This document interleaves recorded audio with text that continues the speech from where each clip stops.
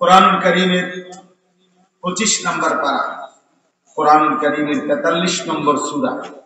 সূরাটার নাম সূরা যুখরুফ। এই সূরার 4টি আয়াত 67, 68, 69, 70। এই 4টি আয়াত আমি আপনাদের সামনে তেলাওয়াত করছি ইনশাআল্লাহ। মুহতারাম হযরত মাওলানা মুফতি আরিফ বিন হাবিব তিনি কিছুক্ষণ পরেই চলে আসবেন, বয়ান করবেন। এই জন্য যেটুকু সময় পাওয়া যায় উনি আসতে আসতে এই অল্পটুকু সময় আমি ইনশাআল্লাহ এই 4টা আয়াতকে সামনে রেখে অল্প কিছু কথা আমরা আরজ করতে চাই।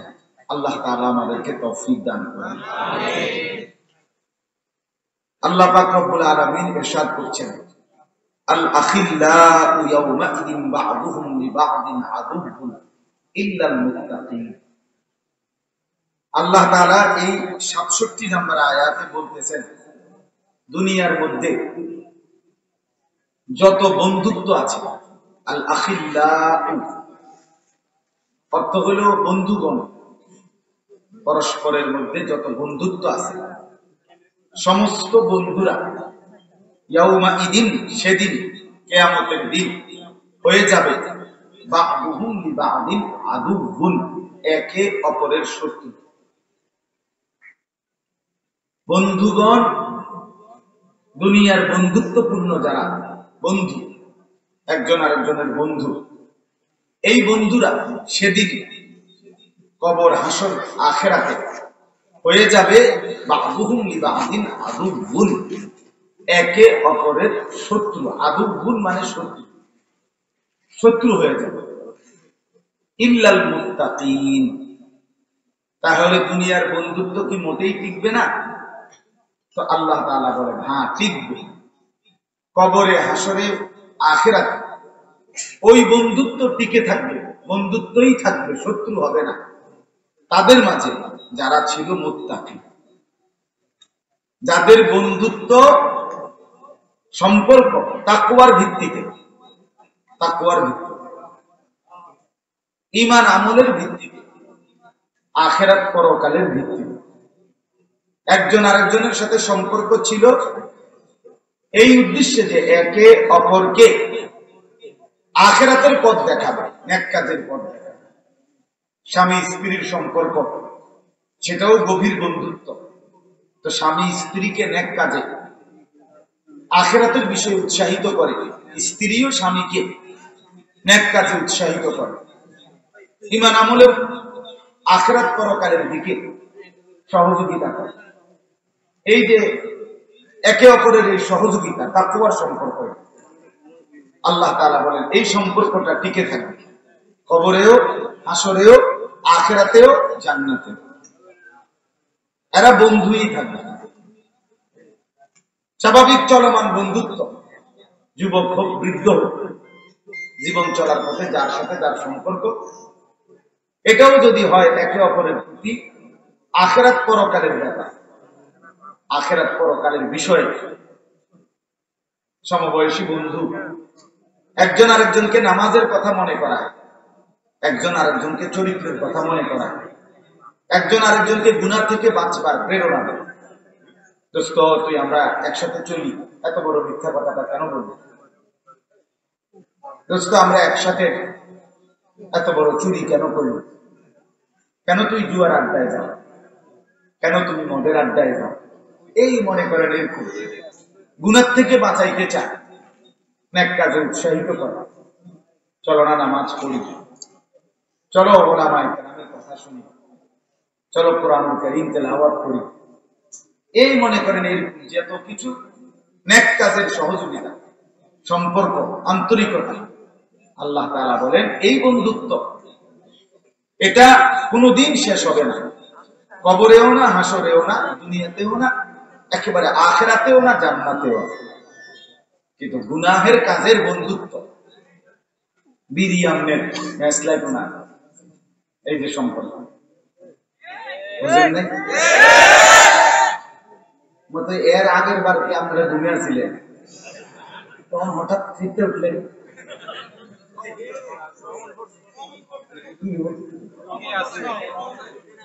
আগে ঠিকই আনকমন করছি না, আমার কাছে আশ্চর্য লাগলো যে আগে যে কোনো চুপ এখন সব লইলে উঠলো। তাইলে বিড়ি একজনের ম্যাচ লাইট কি অসুবিধা নেই, মিল্লা জিল্লা কোনো আর এমনি তো আমরা মিল্লা জিল্লা কমিল্লা, ঠিক না? তো এই যে সহযোগিতা, এটা তো গুনাহের বন্ধুত্ব। হ্যাঁ, মোবাইল একজনের এমবি ঢুকাই দিছে আরেকজন, কেন? দুইজনে মিলে উলঙ্গ ছবি দেখ, নর্তকীর নাচ দেখ, অশ্লীল দৃশ্য দেখ। একজনে টাকা পুরাই নিছে এমবি, চারজনে মিলে অসৎ ছবি দেখছে, অশ্লীল দৃশ্য দেখতেছে। এই যে বন্ধুত্ব, মোটর সাইকেলের একজনের তেল ঢুকাই দিছে আরেকজন, অক্ষর নিয়ে দিছে আরেকজন, আমরা ফ্রেন্ড বন্ধুত্ব। এবার লং ড্রাইভে গেছে, ঢাকা থেকে ছাড়ছে, কক্সবাজার গিয়ে থামছে, কক্সবাজার গিয়ে থামছে, শুরু করছে, ছাড়ছে, ঢাকা এসে থামছে। বর্তমান সময়ের একটা পূর্তি বয়সের তরুণ যুবকদের একটা নতুন অসভ্যতা, এটা যে অসভ্যতা, বর্বরতা, এটা কোন যুবতী কন্যা, কারো মেয়ে, কারো বোন, তাকে মোটর সাইকেলের পিছনে করে লম্বা পথ কোথাও নিয়ে যায়। আর এই অসভ্যরা এটাকে উল্লাস আর আনন্দের উপকরণ মনে, অথচ এই সম্পর্ক গুনাহের সম্পর্ক, অসৎ সম্পর্ক, মন্দ কাজের সহযোগিতা, সুদের কাজের সহযোগিতা, ঘুষের সহযোগিতা, জিনা ব্যভিচারের সহযোগিতা। ছেলেটা চিন্ত না কোনোদিন মদের আড্ডা, আহা, বন্ধু নামের এক দুষ্ট তারে ধীরে ধীরে মদের আড্ডায় অভ্যস্ত করে। এই ছেলেটা কোনোদিন জুয়া চিন্ত না, তারে জুয়ায় অভ্যস্ত করে। একর ছেলেটা কোনোদিন নারীর ফাঁদে, নারীর কাছে কোন অসভ্য দুশ্চরিত্রা বেহায়া মেয়ের কাছে তার কোনো সম্পর্ক ছিল না বলে, কিন্তু ধীরে ধীরে বন্ধু নামের কোন দুষ্ট শয়তান তারে অসৎ কোন নারীর ফাঁদে ফেলে দিচ্ছে। এই যে সম্পর্ক, এই সবগুলো হলো গুনার কাজের সম্পর্ক। মাঝ বয়সী অনেক আছে, একসাথে বৈশাখ চা দোকানে, চলার পথে বিড়ি সিগারেট খায়, টেলিভিশনে নাচ গান দেয়।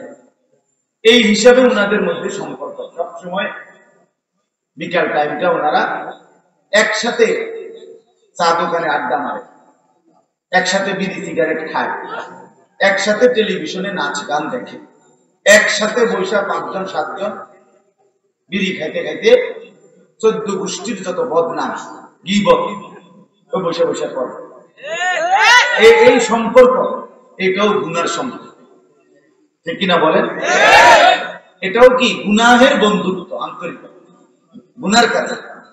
আল্লাহ তাআলা বলেন, আল আখিল্লাউ ইয়াওমাইদিন বা'দুহুম লিবা'দিন আদু। এই যতগুলো বন্ধুত্ব আছে এর মধ্যে একমাত্র ঈমান আমলের বন্ধুত্ব ছাড়া একজন আলেমের সাথে সাধারণ একজন মুসলমানের সম্পর্ক ঈমান আমলের সম্পর্ক, একজন হক্কানি বুজুর্গের সাথে সর্বস্তরের মুসলমানের সম্পর্ক আখিরাতের সম্পর্ক, হালাল কাজের সম্পর্ক। এজন্য যত বন্ধুত্ব, তাকওয়ার বন্ধুত্ব, ঈমান আমলের বন্ধুত্ব, আখিরাতের বন্ধুত্ব, নেক কাজের বন্ধুত্ব, আল্লাহ বলেন এরা ছাড়া বাকি সমস্ত সম্পর্ক, বন্ধুত্ব, পরিচয় সবকিছু কিয়ামতের দিন এবং কবরের থেকেই এরা একে অপরের শত্রু, দুশ্মন হয়ে যাবে। দুশ্মন, ক্ষতি হবে। এক বন্ধু আরেক বন্ধুর শত্রু হবে। এখন সেই শত্রু হইয়া কি ক্ষতি করবে, এটাই শোনেন, তাইলে বুঝবেন। নেক কাজের বন্ধুত্ব, পরকালের উপকার কি হবে, আর গুনার কাজের বন্ধুত্ব সম্পর্ক এটাও কি ক্ষতি করবে, এটা তাফসীরের মধ্যে এই আয়াতের তাফসীরে স্পষ্ট করে লেখা আছে।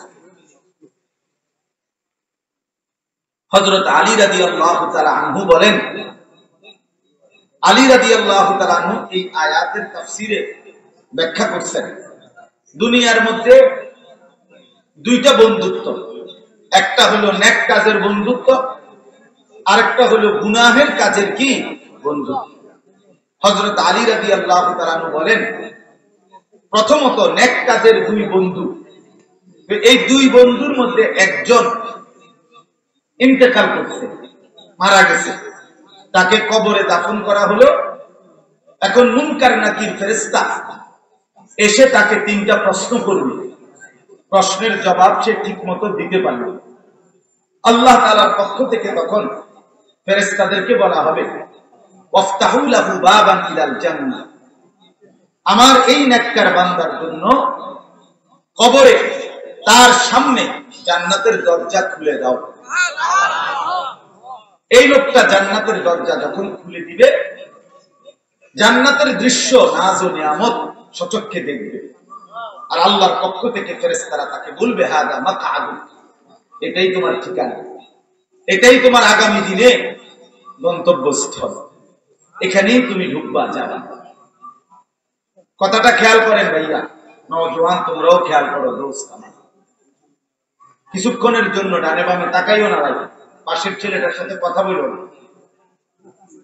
দোস্ত, এখানে বসে কথা বলো না, হাসাহাসি ধাক্কা ধাক্কি করো না ভাইয়া। ফাইজলামি করতে যদি ফাইজলামি আরো থাইকে যায় কারো, তুমি উঠতে দাও, তোমার ফাজিলের লগে নিয়ে যাও।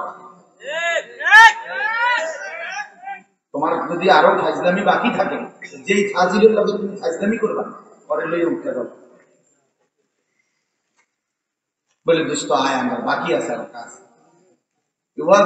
আমরা আগে থাকতাম।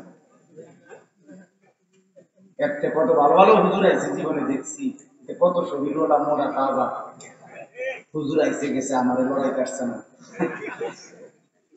হ্যাঁ, কিছু নিকৃষ্ট বেয়াদব এমনই আছে, যাদের কলিজা পাথর, যারা মনে করে কোনো কিছুতেই আমি লড়ব।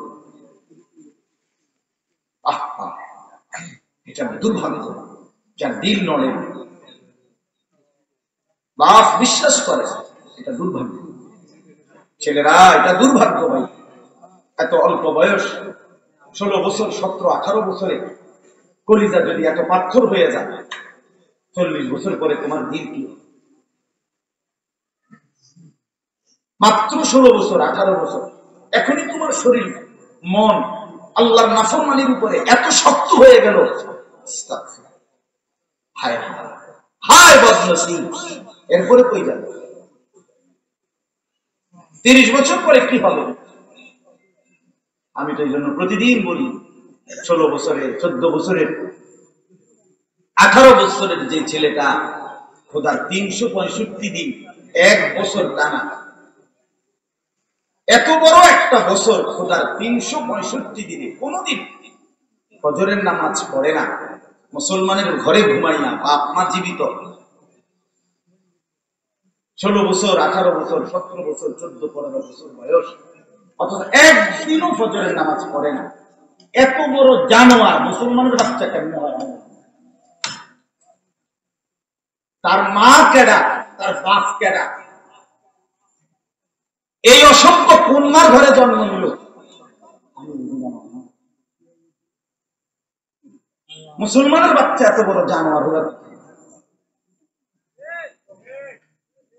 এটা তো 1-2 দিন না, 6 মাসে একদিন জামাত ছুটতে পারে, 3 মাসে একদিন নামাজ ছুটে যাইতে পারে, কাজা হইতে পারে, কিন্তু খোদার 365 দিনের 1 বছরে কোনদিন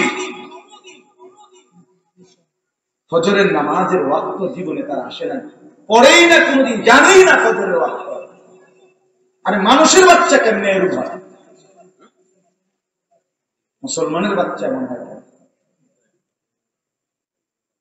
মুসলমানের রক্ত যার ভিতরে, সে এমন হবে কেন? এই ছেলেরা বলো না মিয়া, তোর মা তোরে দুধ খাওয়াই না? তুই মুসলমান বাবার ঘরে জন্ম নেস নাই বেটা, এভাবে ভুলে গেলি কেন? এই নাফরমান, এভাবে ভুলে গেলি। তোর জীবনে কি কোনদিন ফজরের আজান হবে না?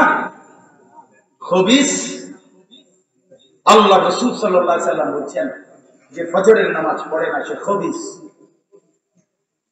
ওয়া ইল্লা আসবাহা খাবিসান নফস, নবীজি বলছে খবিস, খবিস এটা। আর খবিস টয়লেটে থাকে, বাথরুমে থাকে, পেশাব পায়খানার মধ্যে থাকে, যে ওইটাকে খবিস করে। এই জন্য নবীজি বাথরুমে ঢুকতে, টয়লেটে ঢুকতে নবীজি দোয়া করতেন, আল্লাহ খবিস থেকে পানা চাই।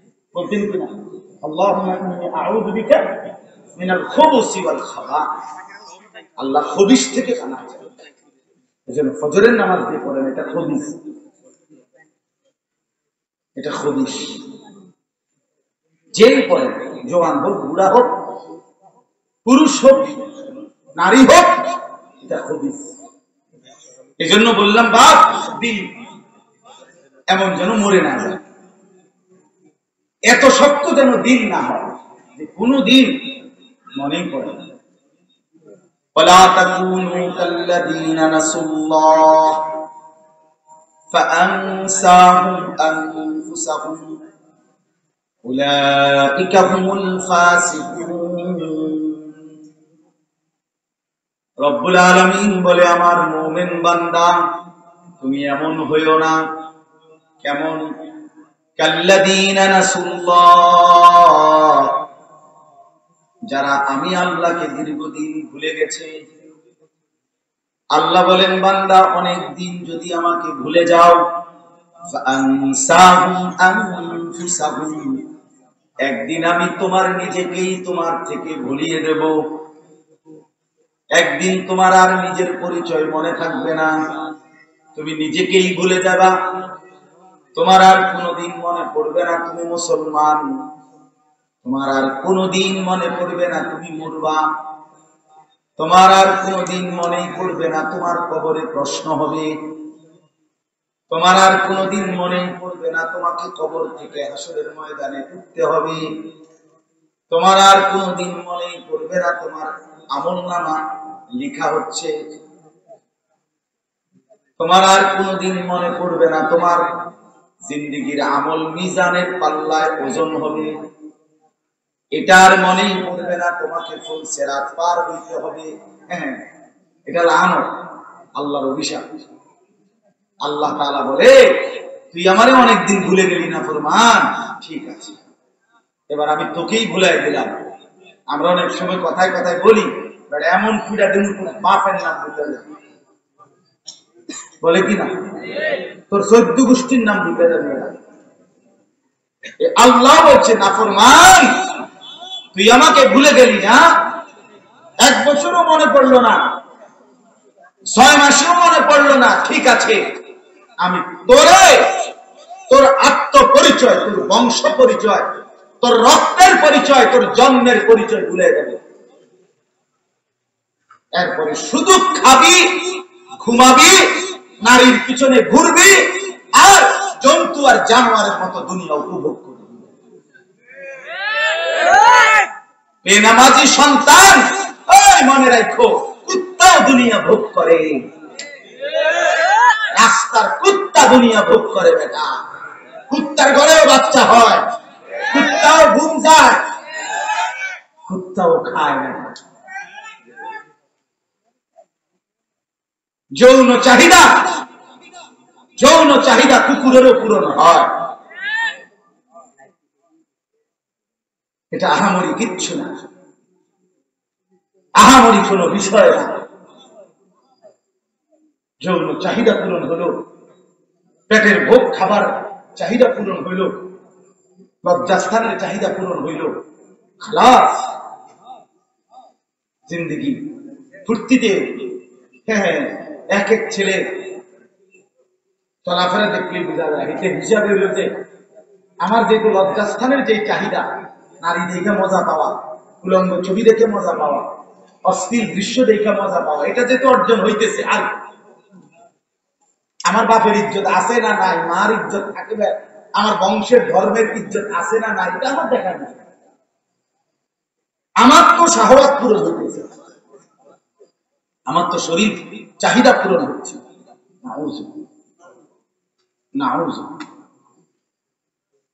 এই জন্য বন্ধু আমার, বাপ আমার, আমি এটা বললাম, রাসূলুল্লাহ সাল্লাল্লাহু আলাইহি সাল্লাম সরাসরি ডাক দিয়ে বলছি, যুবকের প্রতি নবীজির কি পরিমাণ মহব্বত ছিল, নওজওয়ানদের জন্য। আল্লাহ নবী বলছি, ইয়া শাবাবা কুরাইশ, হে কুরাইশের যুবকগণ, এভাবে ডাকতেন, গুদ্দু আবসারাকুম ওয়াহসানু ফুরুজাকুম। নবীজি বলছি, হে কুরাইশের যুবকগণ, তোমরা তোমাদের চোখ নিচের দিকে নামাও এবং তোমরা তোমাদের লজ্জাস্থান হেফাজত করো। যুবকদের ইয়া শাবাবা কুরাইশ, নবী সাল্লাল্লাহু আলাইহি ওয়াসাল্লাম বলছেন, ইয়া মাশারাশ শাবাব, হে যুব সমাজ, এভাবে ডাকবেন। হাদিস বিশুদ্ধ হাদিস, ইয়া মাশারাশ শাবাব, হে যুব সমাজ, মান ইসতাতাআ মিনকুমুল বাআতা ফালইয়াতাযাওয়াজ, তোমরা যারা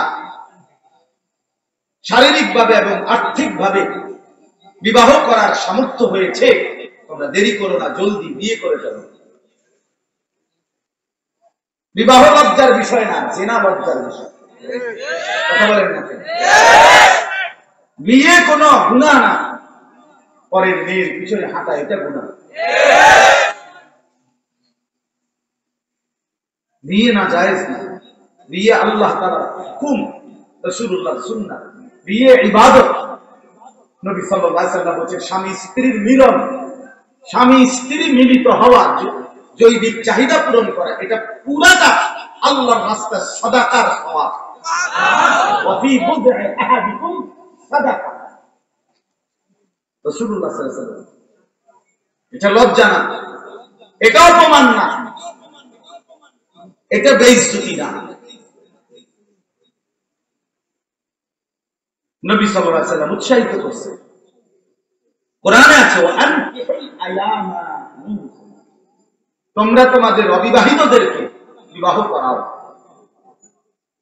কোরআনে আল্লাহ নিজে বলছে, মিয়া সাহেব, যদি অভাবের ভয় দেখো, অভাবে পড়ে যাবে, বিয়ে করলে সংসার চালাবে কেন, আল্লাহ নিজে বলছে, ফাসাউফা ইউগনিকুমুল্লাহ, অচিরেই আল্লাহ তোমাদেরকে ধনী বানাবে।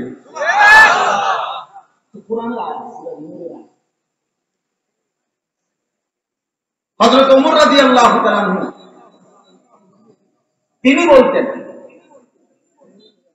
ওমর রাদিয়াল্লাহু তাআলা আনহু বলতেন, তুমি বিয়ে করো নাই, অথচ তুমি তোমার অভাব দূর করবা, এটা কিভাবে সম্ভব? এখন টের পাইলে বক্তা আসছে। আমি তো আপনারা যাতে নড়াচড়া না করেন, এই জন্য আমরা স্থানীয় বক্তারা মাঠটা ধরে রাখলাম, টের পাইবেন এখন।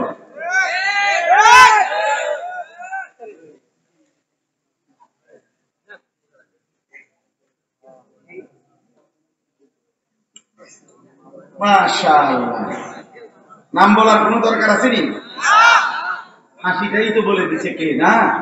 মাশাআল্লাহ, আল্লাহ তাআলা ভরপুর বরকত দান করেন। তো আমি বলতেছিলাম, আমার কথা এটাই, কোরআন কারীমে আল্লাহ তাআলা বললেন, আল আখিল্লাউ ইয়াওমাইদিন বা'দুহুম লিবা'দিন আদু ইল্লাল মুত্তাকিন। এই কথাটাই আমি শেষ করতে চাচ্ছি। হযরত আলী রাদিয়াল্লাহু তাআলা আনহু বলেন, এই দুইজন নেককার লোক বন্ধুত্ব, একজন মৃত্যুবরণ করার পরে